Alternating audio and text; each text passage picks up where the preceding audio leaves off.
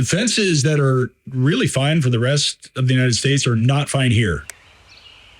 The biggest thing is to know the reason why you're putting a fence in and get as specific as you can with the products around that. So, the most common one is, hey, I want to keep my kiddos out of the street and I want to keep my dogs out of the street. A vinyl fence, a chain link fence, a wood fence, an aluminum fence, those will all do that for you. A wood fence will do it in the most affordable way, though. If you're having a contractor out, he says, yeah, I can keep the kiddos out of the street with a vinyl fence. Make sure that product will serve your needs. Just because something's awesome doesn't mean it will serve you well. For instance, a chain link fence will last 85 years, but if you're going to sell the house in 5 years, then why would you invest in that?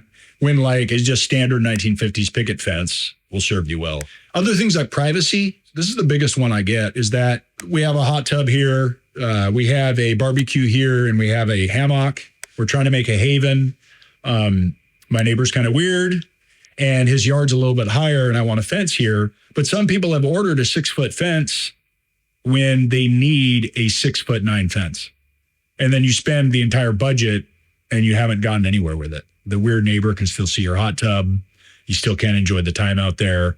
When I go out on site, that is one thing I really try to make sure that we get the privacy that people need. Weather's a huge factor. So especially here in, Oregon, Washington, the fences that are really fine for the rest of the United States are not fine here. So Home Depot, for instance, has a spruce-based panel fence. Spruce is a terrible wood for this region. It'll fall apart in a couple of years.